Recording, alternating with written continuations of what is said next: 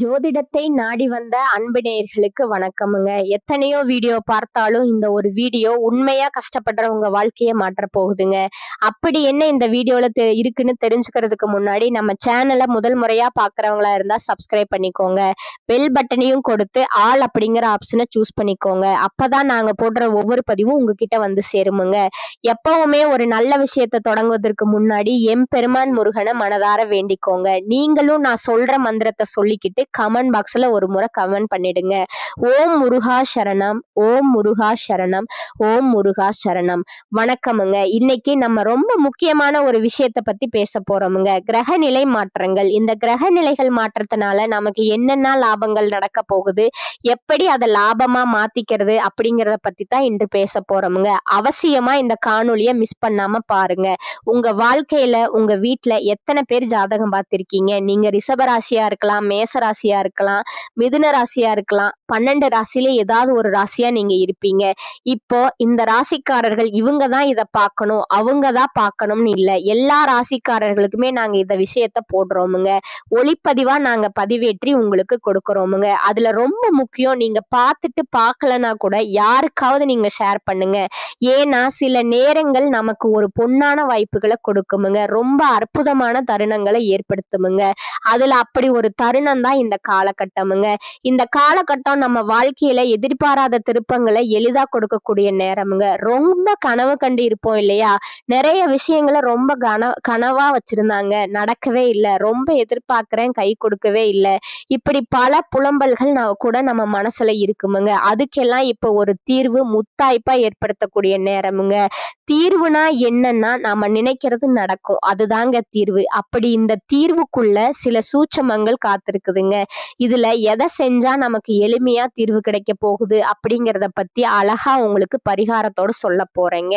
கிரக பெயர்ச்சிகள். சுக்கிரன், ராகு, சனி, சூரியன், புதன், செவ்வாய், குரு மற்றும் கேது எல்லா கிரகங்களும் நம்மளை எந்த அளவுக்கு இப்ப பாசிட்டிவா, எந்த அளவுக்கு நம்மளுடைய நடப்புகளை கொடுக்க போகுதுங்கிறத தெளிவுபடுத்துவதற்கான பதிவுங்க. அதுல முக்கியமா ஒரு 4 கிரகங்கள் நம்மளை மிரள வைக்க போகுதுங்க. இது ஆண்டவனுடைய உத்தரவுங்க. அந்த 4 கிரகங்கள் அதுக்கு நாம என்ன ஸ்ரேஸ் பண்ணணும், என்ன பரிகாரம் பண்ணணும் அப்படிங்கிறத பத்தியும் உங்களுக்கு தகவலா கொடுக்கிற அரிய சந்தர்ப்பம்ங்க. வாங்க ஒவ்வொரு ராசிக்கும் போவோம். நாம சும்மா போனாலும் நம்மளை சும்மா விட மாட்டாங்கங்க. நாம நான் சும்மாதான் சாமி இருந்தேன் அப்படின்னுவாங்க. ஆனா நீ ஏண்டா சும்மா இருக்கேன்னு கேட்பாங்க. இது மாதிரி நிறைய பேச்சுக்களை கேட்டு கேட்டு சலிச்சு போனவர்கள் தான் கும்பராசிக்காரங்க. பேசிக்கலி இப்ப நான் என்னதாண்டா யோசிக்கிறது, நான் யோசிக்கிறதா யோசிக்காம இருக்கிறதா, நம்மளை சிண்டு முடிச்சு விடுவாங்க, கோவப்படுத்துவாங்க, வருத்தப்பட வைப்பாங்க, வீணாக்க பார்ப்பாங்க. ஆனா ஊர்ல எல்லாம் தம்மட்டம் அடிப்பாங்க. என்னாலதான் அவன் நல்லா இருக்கானுவான். உண்மையிலேயே கும்பராசியாலதான் அவன் குடும்பமே நல்லா இருக்குமுங்க. அவன் நல்லா இருப்பான். கும்பராசி மட்டும் இல்லைன்னா நிறைய பேர் பிச்சை எடுத்துக்கிட்டு தான் இருப்பாங்கங்க. வாழ்க்கையில பிச்சை எடுத்துட்டு இருப்பாங்க. கும்பராசி மட்டும் இல்லைன்னா நிறைய பேர் பிச்சை எடுப்பாங்க. ஒரு குடும்பத்துல கும்பராசி இருந்ததுன்னா பல கஷ்டங்களை, வருத்தங்களை சமாளிச்சுக்கிட்டு தன்னுடைய கஷ்ட நஷ்டங்களை வெளியில சொல்லாம பொறுத்துக்கிட்டு போகக்கூடியவர்கள் தாங்க. எஸ்ட்ரூட் நான் பேசுறது உண்மை. ஆனா உண்மைதாங்க, நான் பேசுறது உண்மை. ஆனா அந்த கும்பராசியை திட்டாதவனே கிடையாதுங்க. அது கும்பராசி இன்னொருத்தவனுக்கு முன்னாடி கேவலப்படுத்தாதவனே கிடையாதுங்க. எங்கேயோ ஒரு மனுஷன் முன்னேறான், ஒரு குடும்பம் முன்னேறான்னா அது ஒரு கும்பராசி, அதுல ஒரு கும்பராசி இருக்குமுங்க.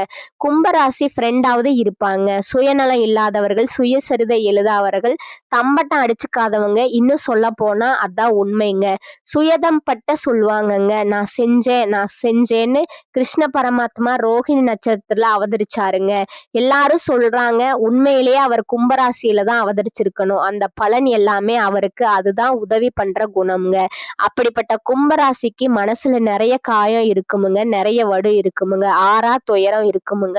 இந்த கமலஹாசன் படம் ஒண்ணு, அந்த படத்துல பாத்தீங்கன்னா நிறைய கமலஹாசன் இருப்பாங்கங்க. பட பேர் சரியா எனக்கு ஞாபகத்துக்கு வரலங்க, தெரிஞ்சா கமெண்ட் பண்ணுங்க.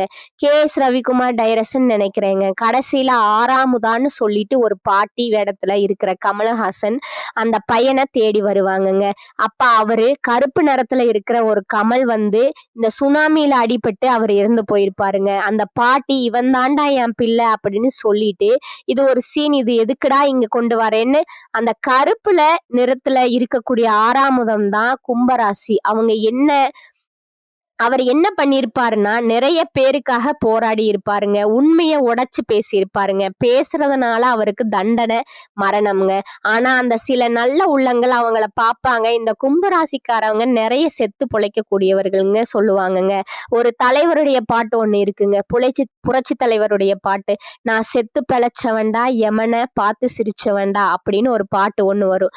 உண்மை இந்த கும்பராசி நிறைய இடங்கள்லயும் மரணத்தையும் பார்த்து வரக்கூடியவருங்க. ஃபெயிலியரையும், மரணத்தையும் பார்த்து வரக்கூடியவருங்க. அதுல ரொம்ப முக்கியம் பழகுனவங்க பாசம் காட்டி ஏமாத்துறது கும்பராசிய தாங்க ஏமாத்துவாங்க. இப்படிப்பட்டவர்களுக்கு 4 கிரகத்தினால ஒரு நன்மை ஏற்பட போகுதுங்க. இந்த நேரத்துல இப்ப கும்பராசியோட மனசு என்ன தெரியுமா சொல்லுது? நான் இண்டிவிஜுவலாவே இருந்துடலாம்னு இருக்கேன்னுவான். கல்யாணம் பண்ணவன் தான் கெட்னான்.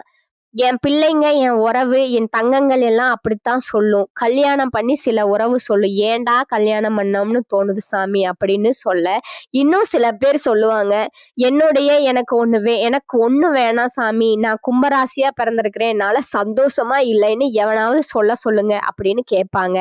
அம்பட்டு கும்பராசி கிட்ட பேசுறது அம்புட்டு பேரும் பூரா பொய்யா பேசுவாங்க. இந்த பூரா பொய்யும் கேட்டு கேட்டு சலிச்சு போய் வாழ்க்கையில என்ன பண்றதுன்னு தெரியாம நிக்கிற கும்பத்துக்கு இப்ப 4 கிரகங்கள் சப்போர்ட் பண்றாங்க. அதுல 12வது வீட்டுல செவ்வாய் இருக்கிறாருங்க. மனதைரியம் ஏற்படுமுங்க. ஆனா ஒண்ணே ஒண்ணு கும்பராசிட்ட நான் கெஞ்சி கேட்கிறேன். ஒண்ணே ஒண்ணு பேசுறதுக்கு முன்னாடி யோசிங்க. பேசிட்டு யோசிக்காதீங்க. உங்களை ட்ரிகர் பண்ணி பேச வைப்பாங்க. உங்க வாயை கிளறுவாங்க.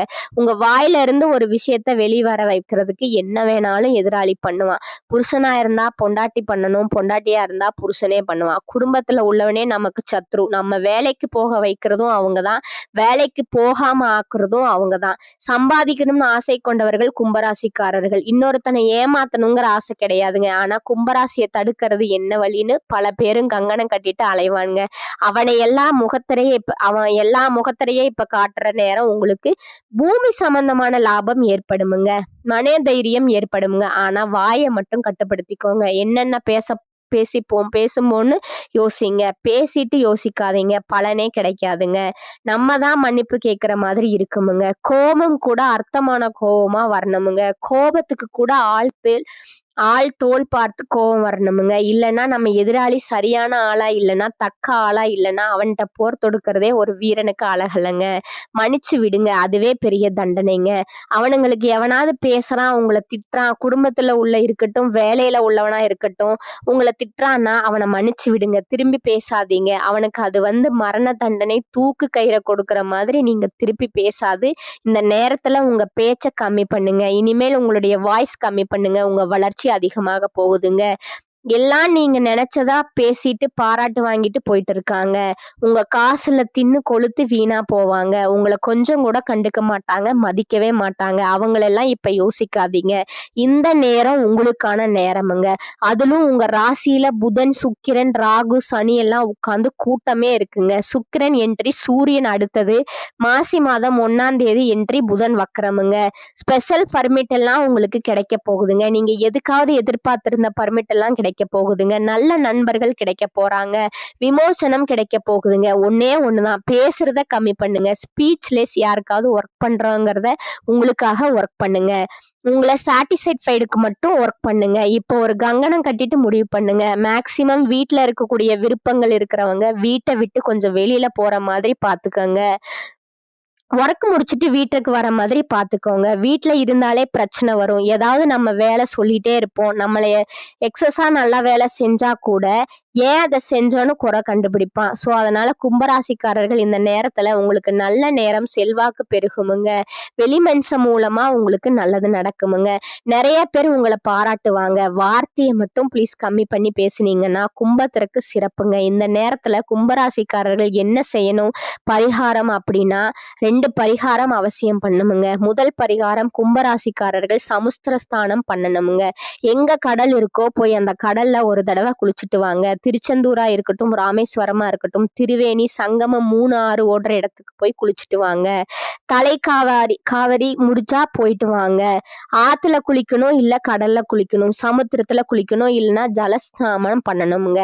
எங்க வேணாலும் பண்ணுங்க. எங்கேயும் பண்ண முடியல சுவாமி, நான் ஒரு ஊர்ல நான் வெளிநாட்டுல இருக்கேன், உங்க வீட்டுல சுவர திறந்து விட்டுட்டு கங்கை, யமுனை, கோதாவரி, சரஸ்வதி, நர்மதே சிந்து காவேரி ஜலஸ்மி சந்நிதம் குருன்னு சொல்லி மந்திரத்தை சொல்லி தண்ணி குளிங்க. எல்லாம் தமிழ்ல சொல்லுங்க. கங்கையில குளிக்கிற மாதிரி நினைக்கிறேன், காவேரியில குளிக்கிற மாதிரி நினைக்கிறேன், யமுனையில குளிக்கிற மாதிரி நினைக்கிறேன் நினைங்க. நினைச்சாலே குளிச்ச பலன் உங்களுக்குங்க. போஸ்ட் ஆபீஸ்ல பணம் கட்டினீங்கன்னா அந்த இதெல்லாம் கொடுப்பாங்க. கங்காஜால் அப்படின்னு சொல்லிட்டு தண்ணி எல்லாம் வரும், வாங்கி குளிங்க. நம்புங்க, உங்களை பொறுத்த வரைக்கும் இப்போதைக்கு நீங்க ஜலஸ்நாமம் பண்ணணுங்க. பாவம் போறதில்ல, நீங்க பாவம் பண்ணல. பல பேருடைய கெட்ட எண்ணம் உங்க மேல இருக்குங்க, அவங்களுடைய பார்வை இருக்குங்க, அது போகணுமுங்க. உங்க வளர்ச்சியை தடுக்கப்பட்டிருக்காங்க. இப்ப இந்த நேரம் இதை பண்ணா வளர்ச்சி கூடுமுங்க. அதே மாதிரி 2வது அவசியம் செய்ய வேண்டியது மலை பிரதேசங்கள் இல்லைன்னா எங்கேயாவது தனிமைன்னு சொல்லுவாங்க. ஒரு 2 நாள் உங்களுக்கு பிடிச்ச மாதிரி ஒரு இடத்துல போய் தங்கிட்டு வாங்க. கும்பராசிக்காரர்கள் மனமுதிர்ச்சி ஏற்படும் ஒரு ஓய்வுங்க. அங்க ஓய்வுங்கிறத போய் நிறைய தின்னுட்டு உட்கார்ந்துருக்காதீங்க, அது வேண்டாம். கண்டதை தின்னுக்கிட்டு வயித்த ரொம்பவும் பண்ணி கஷ்டப்படாதீங்க. பிடிச்சத சாப்பிடுங்க.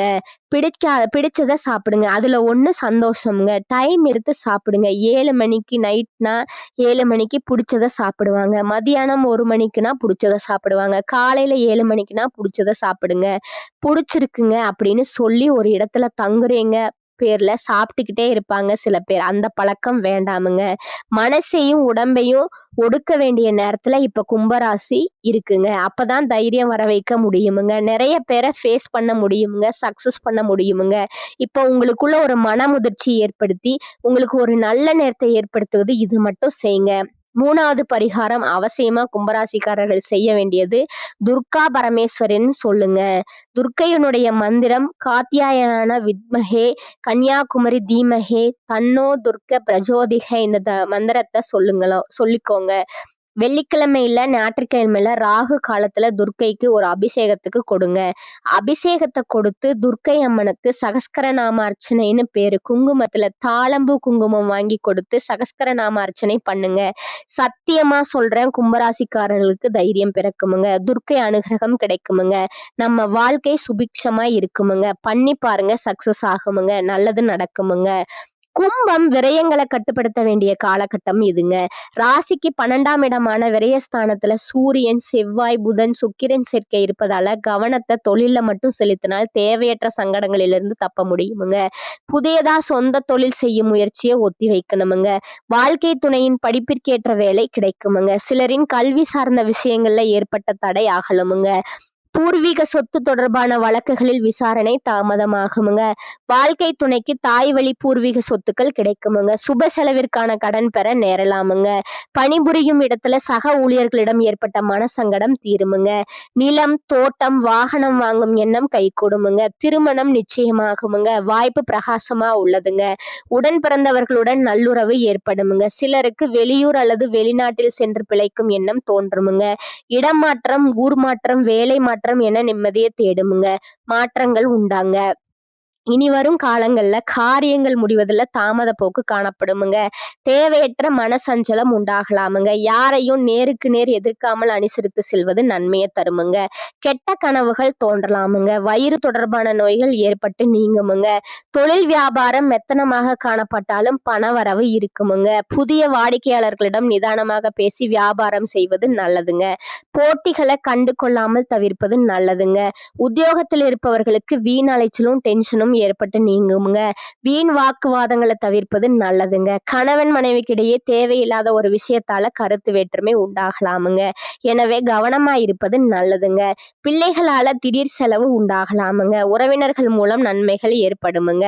பெண்களுக்கு யாரையும் எதிர்த்து கொள்ளாமல் அனுசரித்து செல்வது நன்மையை தருமுங்க. கலைத்துறையினர் கூடுதலா உழைக்க வேண்டி இருக்குமுங்க. அரசியல் துறையினருக்கு மேலிடத்துடன் கருத்து வேற்றுமை உண்டாகலாமுங்க. மாணவர்களுக்கு விளையாட்டு போட்டிகள்ல கலந்து கொள்பவர்கள் கவனமா இருப்பது நல்லதுங்க. பாடங்களை படிப்பதில் கூடுதல் கவனமும் ஆசிரியர்களிடத்தில் பேசும்போது நிதானமும் தேவைங்க. பணப்புழக்கம் அதிகரிக்குமுங்க. செலவுகள் குறைவு என்பதால சிறிது சேமிக்க முடியுமுங்க.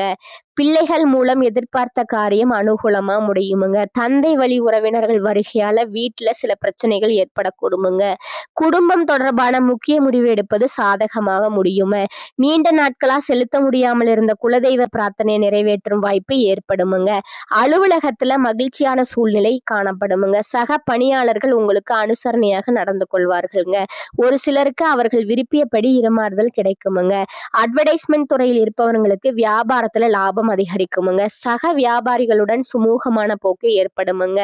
பங்குதாரர்கள் அனுசரணையாக இருப்பார்கள்ங்க. விற்பனையை பெருக்குவதில் பணியாளர்கள் உற்சாகமாய் ஈடுபடுவார்கள். குடும்பத்தை கவனிக்கும் பெண்களுக்கு உற்சாகமான காலகட்டமாக இது இருக்குமுங்க. உறவினர்களோட வருகை மகிழ்ச்சி தருமுங்க. பிள்ளைகளோட பெருமை உண்டாகுமுங்க. அடுத்ததா உங்களோட நட்சத்திர பலன்களை பார்க்கலாமுங்க. முதலாவது பாத்தீங்கன்னா அவிட்டம் 3 மற்றும் 4ஆம் பாதங்கள். இந்த காலகட்டத்துல உடன் இருந்து தொல்லை கொடுத்தவர்கள் விலகுவாருங்க. வெற்றி பெறும் பட்டியல்ல உங்கள் பெயரும் இடம்பெற போகுதுங்க.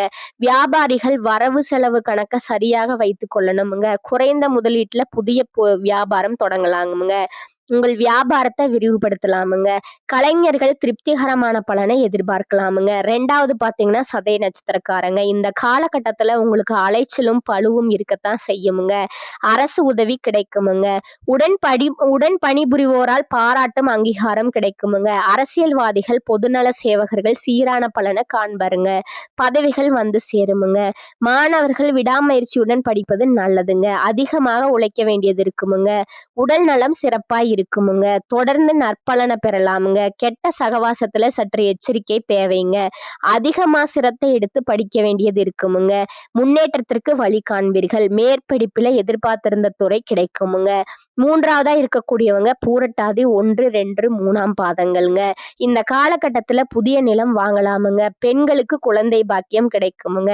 புதிய நண்பர்களிடம் சேரும் முன் எச்சரிக்கை தேவைங்க. நினைக்கின்ற காரியங்கள் அனைத்தும் சுணக்கமின்றி நடைபெறுமுங்க. போட்டி பொறாமை எதிர்ப்புகளை சிறப்பாக சமாளித்து விடுவீர்கள். உங்களுடைய வாக்கு வன்மையால் எதையும் சிறப்பாக செய்து முடிப்பீர்கள். குடும்பத்தில் உள்ள எதிர்ப்புகள் விலகுமுங்க. உங்களது செயல்களுக்கு முட்டுக்கட்டை போட்டவர்கள் விலகிவிடுவார்கள். முயற்சிகள் சாதகமான பலன் தரும். பண வரத்து அதிகரிக்குமுங்க. நீண்ட நாட்களா இருந்து வந்த பிரச்சனைகள் சாதகமாக நடந்து முடியுமுங்க. அடுத்ததா பாத்தீங்கன்னா அதிர்ஷ்ட எண்களுங்க 2 மற்றும் 5ங்க. நீங்க வழிபட வேண்டிய தெய்வம் பழனி ஆண்டவருங்க. பரிகாரம் பாத்தீங்கன்னா தினமும் காலையில பூஜை அறையில தீபம் ஏற்றி கீழ்காணும் பாடலை 27 முறை நீங்க பாராயணம் செய்யணுமுங்க. தெய்வ திருமலை செங்கோட்டில் வாழும் செழுஞ்சுடரே வைத்த வேற்படை வானவனே மர வேணுனை நான் ஐவர்க்கிடம் பெற காலிரண்டோட்டி யுதிலிரண்டும் கை வைத்த வீடு குலையும் முன்னே வந்து காத்தருளே. இந்த பாடலை நீங்க பாராயணம் செய்யுங்க. மேலும் இன்னொரு பரிகாரம் சொல்றேன், நோட் பண்ணிக்கோங்க. ஸ்ரீ சரபேஸ்வரரே ஞாயிற்றுக்கிழமைகள்ல தீபம் ஏற்றி வழிபட்டு வர எல்லா தடங்கல்களும் நீங்குமுங்க. காரிய வெற்றி ஏற்படுமுங்க. மேலும் உங்க வாழ்க்கையில நல்லது நடக்க தை மாச பஞ்சமி தேதியில வராகி அம்மனை வழிபடுங்க. பல நன்மைகள் உண்டாகுமுங்க. இந்த சேனல் உங்களுக்கு பிடிச்சிருந்தா லைக் பண்ணிக்கோங்க, ஷேர் பண்ணிக்கோங்க. வாழ்க வளமுடன். நன்றி, வணக்கம்.